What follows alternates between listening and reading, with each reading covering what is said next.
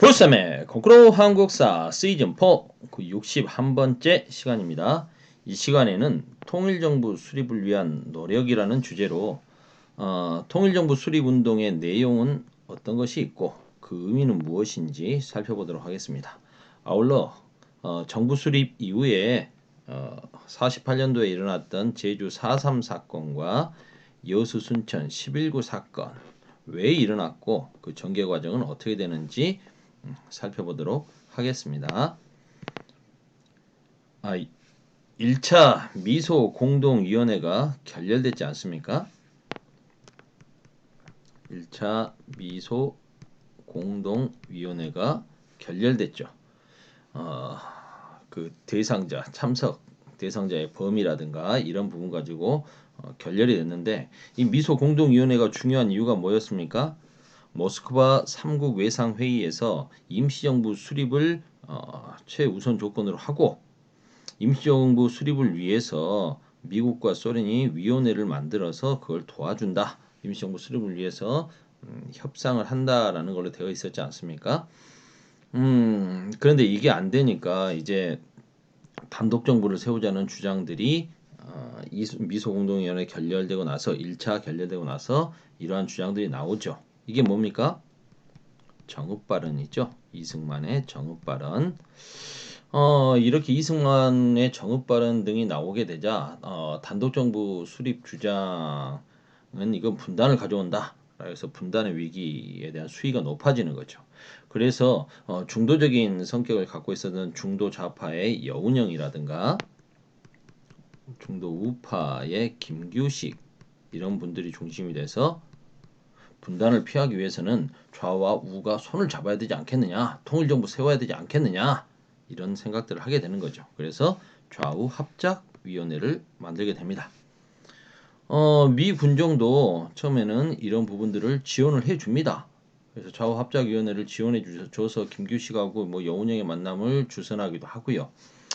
그런데 이제 나중에 가면 미국 안에서 그 메카시라고 하는 미국 상원 의원이 메카시 열풍이 일어나게 되는 거죠. 뭐 이렇게 미국 내에서 진보적인 사람들을 뭐 공산주의자로 몰아가지고 막 하게 되는 광풍이 일게 되면서 뭔가 이렇게 좌파와 손을 잡는 것에 대해서 껄끄러워하는 분위기가 만들어지고 이러면서 이제 정세가 바뀌게 됩니다만, 일단 처음에는 미국도 좌우 합작위원회를 밀어주게 됩니다. 그래서 이 좌우 합작위원회에서는 좌와 우의 의견을 절충해서 좌우 합작 7원칙을 발표하죠.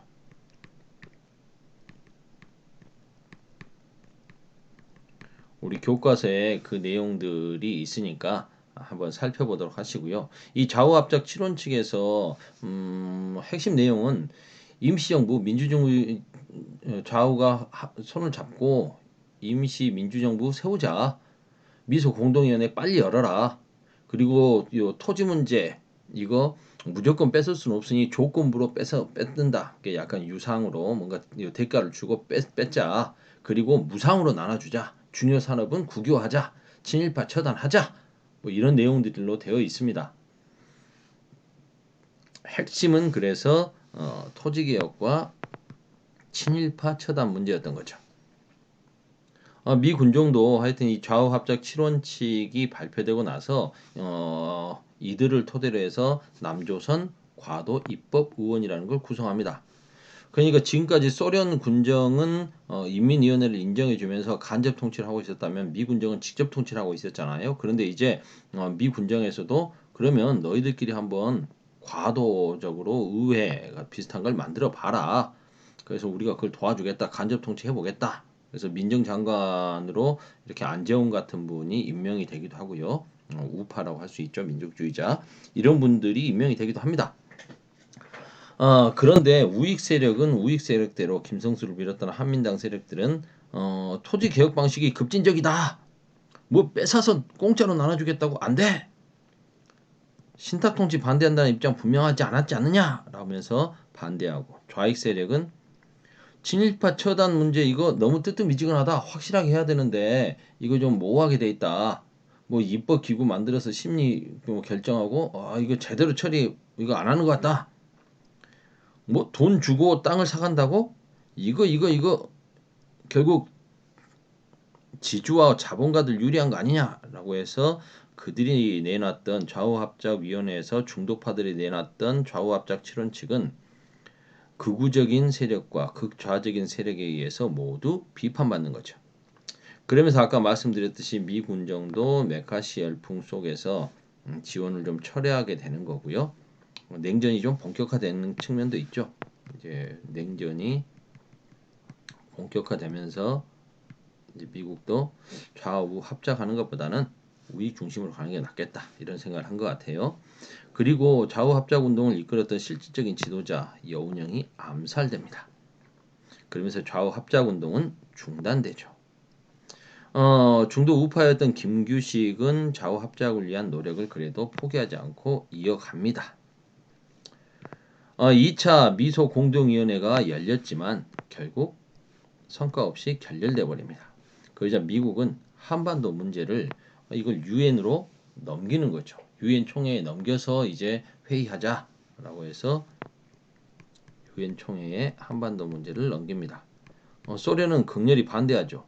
야, 이건 모스크바 3상회의 결정 위반 아니냐? 한반도 문제 정부 세우고 하는 것은 미소 공동위원회에서 미국과 소련이 책임지고 하기로 했는데 네가 이거 제대로 안 하고 안 됐으면 3차도 하고 4차도 해서 끝장을 봐야지. 이걸 유엔으로 넘겨? 안 된다라고 하면서 소련은 여기에 반발해서 유엔 총회에 불참을 해버리죠. 유엔 총회에 소련이 불참하게 되니까 어떻게 됩니까? 유엔 총회는 이제 미국의 입김대로 분위기대로 흘러가는 거죠. 그래서 유엔 총회에서는 인구 비례에 따른 남북한 총선거를 결정합니다. 남쪽의 인구가 북쪽의 인구보다 2배는 많으니까 남쪽에게 유리한 정부가 세워질 거라는 생각이 깔렸겠죠. 그리고 그 사이에 미 군정 치하에서 이미 남한에서 좌익 세력들은 상당 부분 약해졌으니까요. 소련과 그 다음에 이제 북조선 임시인민위원회 같은 경우에는 인민위원회는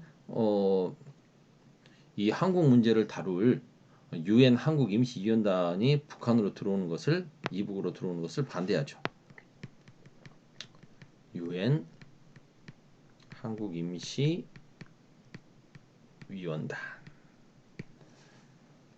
이 유엔 한국 임시위원단 그 위원장이었던 사람이 메논이라고 하는 사람인데요. 이 사람은 뭐 인도 사람이었습니다. 이분은 나중에 그 유엔 소총회에서 또 우리나라의 실질적인 이런 부분을 위해서는 통일을 위해서는 남북한의 지도자가 손잡고 해야 된다 해서 남북 연석회의, 남북 그 협상을 좀 지지해주자는 입장을 표명하기도 합니다. 그런데 하여튼 이 유엔 한국 임시위원단이 북한 이북 지역에 들어가서 활동하는 게 거부되자 결국 유엔에서는 소총회를 열어서 선거 감시가 가능한 지역에서 우선 선거 실시하자. 가능한 지역에서만이라도 우선 총선거를 하자라고 결정하는 거죠.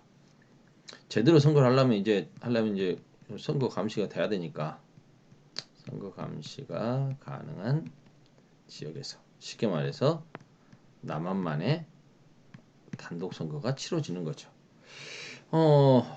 처음엔 유엔 총회에서 이걸 딱 결정을 뭐 이렇게 하려고 했었는데 이 유엔 한국 임시위원단도 여러 나라가 있지 않습니까? 뭐 중국, 필리핀, 엘살바도르, 뭐 프랑스, 호주, 캐나다, 인도, 시리아 막 이렇게 있었는데 북한의 이북 그때는 이제 북한 정권이 확실히 세워진 게 아니니까 북한이라고 하면 안 될 것 같고 이북이라고 할게요.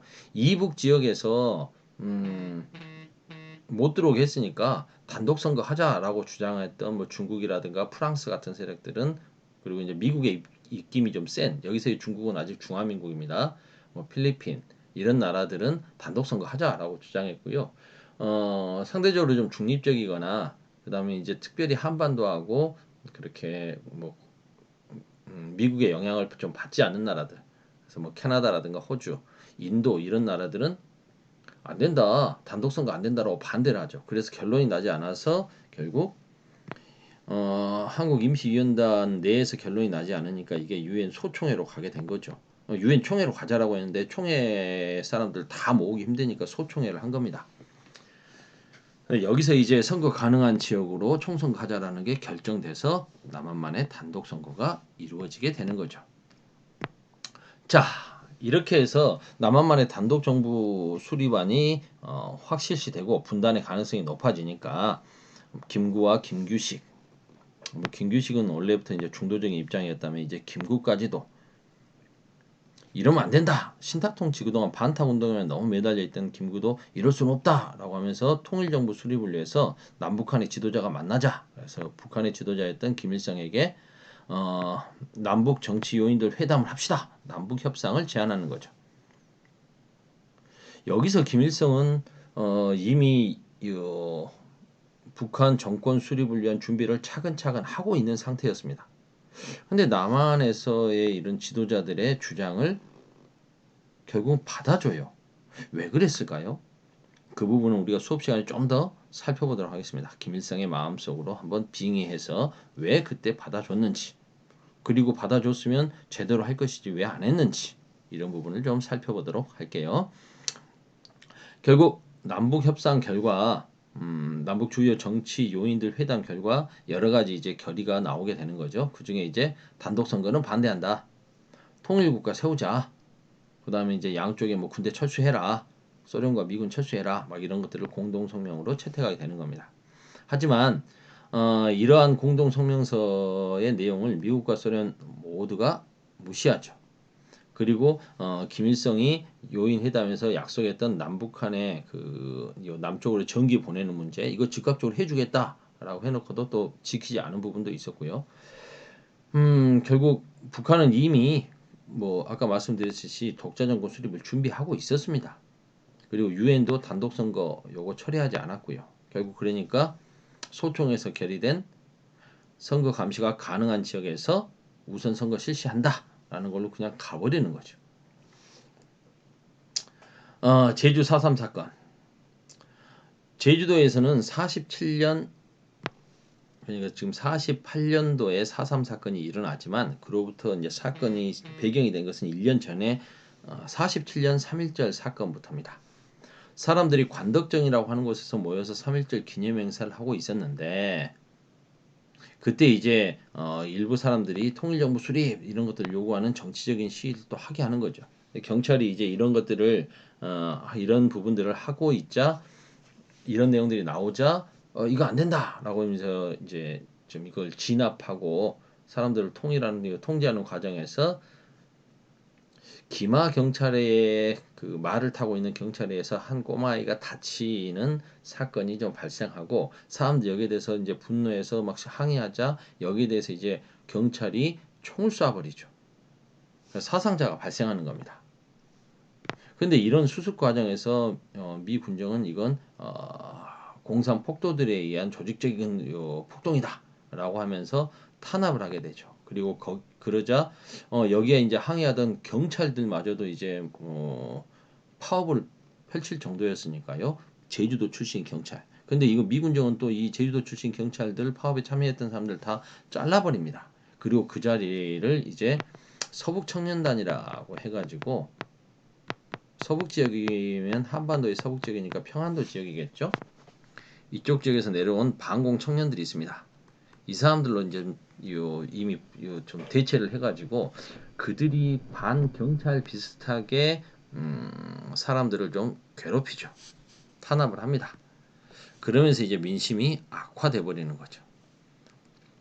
그리고 이제 1년쯤 지나서 계속 그런 분위기 속에서 이제 야산대도 만들어지고 사람들이 이런 서북청년단의 탄압을 피해서 산으로 들어가서 그게 야산대가 되는 거거든요. 이러다가 이제 48년 4월 3일 제주도의 좌익 세력을 이끌고 있었던 김달상, 이덕구 이런 사람들이 중심이 돼서 단독선거 저지, 통일정부 수립을 내세우면서 무장 봉기를 일으킵니다. 이게 4.3 사건이죠. 그러면 4.3 사건은 이렇게 어마어마하게 많은 사람들, 제주도민들이 희생되면서 끝나게 되는데 해결책은 없었을까요? 있었습니다. 당시 제주도를 관할하고 있었던 이제 계엄령이 선포되면 군인들이 투입되는데요. 당시 여기를 담당하고 있었던 게 구연대입니다. 이 구연대의 연대장은 김익렬 중령. 이 양반은 지금 경찰 서북청년단과 경찰이 주민들을 너무 과도하게 탄압하니까 이거 문제가 생긴 거다. 주민들도 억울하다. 우리 군인들은 선량한 주민들을 해칠 수는 없다. 그래서 강경 진압하기보다는 그들을 좀 달래주고 왜 그렇게 됐는지 좀 협상을 통해서 평화 협상을 통해서 선무 공작으로 귀순시켜야 된다라는 주장을 했죠. 그래서 김익렬 중령과 김달산 간의 그 평화 회담, 평화 협상이 이루어지게 되는 겁니다. 그런데 미 군정은 김익렬 중령을 해고해 버립니다. 지금 연대장을 보직 해임시켜 버리고 다른 사람으로 교체해 버리는 거죠. 그 다음으로 들어온 사람이 이름은 여자 같은데 남자입니다. 박진경 중령이죠. 이 사람은 친일파의 아들이고요. 자기 아버지도 좀 아버지가 친일파였고 본인은 학병으로 이렇게 제주도에서 근무했습니다. 다른 나라 전쟁에 투입돼 가지고 뭐 싸운 게 아니라 일본군으로 이제 근무하면서 제주도에서 근무를 했던 사람인데요. 영어를 잘해요. 전공이 이 사람이 오사카 무슨 대학교에 영어과를 전공했거든요. 영어가 되는 거야. 미군을 아주 좋아하죠. 그래서 조선 경비대 만들어지고 나서 이제 승승장구했던 사람인데 이 사람은 이제 완전히 친미 미국을 위해서 절대 충성하겠다라는 입장이니까 미국의 느낌은 지금 이 제주도에 붉은 물 든 걸 쫙 빼고 싶어 하는구나라는 걸 안 거죠. 그래서 강경 진압을 하게 됩니다. 그러다가 이제 너무 강경 진압하고 이렇게 하다가 자기 부하들한테 또 암살돼요. 뭐 이제 그런 상황들을 겪게 되는 거죠. 이런 힘든 와중 속에서 이제 많은 제주도민들이 희생을 되게 됩니다. 뭐 중산간 지역에 살고 있는 사람들은 무조건 공비로 간주하겠다. 다 내려와라. 근데 사람들은 뭐 이렇게 그 자기 살던 터전을 버리고 해안가로 내려가라는데 가겠습니까? 잘 안 가고 이렇게 있던 사람들을 다 학살해 버리고 하는 부분들이 있죠. 오히려 산에 숨고 있던 사람들을 영화 지슬이 이제 그런 부분을 잘 보여주는 건데 시간이 되면 우리 수업 중간에 그리고 우리 그 프로젝트로 하는 거 수행 활동으로 함께 문화 콘텐츠로 역사 이해 시간에 살펴보도록 하겠습니다. 여수 순천 11구 사건. 자, 48년에 제주도에서 4.3 사건이 일어나면서 유일하게 전국에서 50 총선거가 치러질 때 남한에서 한반도 남쪽 이남에서 치러질 때 딱 두 군데 두 곳에서는 선거가 이루어지지 못했습니다. 바로 제주도죠. 4.3 사건이 일어나는 바람에 하지만 이제 결국 정부는 세워졌고 이승만 정부는 이제 제주도를 완전히 쓸어버려야겠다라고 생각을 한 거죠. 그래서 제주도로 출동하라고 당시 이제 여수에 주둔하고 있던 14연대에게 출동 명령을 내립니다. 그런데 이제 출동 전날 14연대에서는 특히 이 14연대 안에도 좌익 세력들이 좀 있었거든요. 군대 안에 좌익 세력들이 굉장히 많이 있었습니다. 왜 군대 내에는 좌익 세력이 많았는지에 대해서는 우리 수업 시간에 또 생각해 보도록 하겠습니다. 이러면서 제주도 출동을 반대하고 통일정부 수립을 내세우면서 이 14연대 군인들이 무장봉기를 일으킵니다. 그래서 여수와 순천을 점령해 버리죠. 쉽게 말하면 대한민국 당시 이제 이승만 정부 입장에서는 반란을 일으킨 겁니다. 그럼 이제 요 정부는 이승만은 반란군을 진압을 해야겠죠. 반군을 진압하게 됩니다. 그러면서 이제 놀랬던 게 이렇게 군대 내에 좌익 세력이 많단 말이냐. 그래서 군대 내부의 좌익 세력을 제거하기 위한 작업들을 펼치죠. 이게 바로 숙군 작업입니다. 군대 내의 좌익들을 색출해 내겠다는 거죠. 그리고 이제 이때 살아남았던 반군들은 이제 지리산으로 들어가서 이제 빨치산이 되게 됩니다. 나중에 한국 전쟁 터지고 나서 북으로 올라가지 못하고 들어가게 되는 빨치산이 되는 인민군들 폐잔병들을 신빨치라고 하고 이들을 구빨치라고 부릅니다. 빨치산이 되는 거죠. 이 숙군 작업을 통해서 이 11구 사건 때 또 억울하게 죽은 사람들이 또 굉장히 많고요. 여수 순천에 똑똑한 사람들은 이때 다 죽었다 뭐 이런 말이 있을 정도였으니까 숙군 작업을 통해서 살아남은 사람 박정희 같은 좌익 군인 중에 일부는 또 살아남죠. 시간이 벌써 20분이 돼가네요. 여기까지 해야 되겠습니다. 61강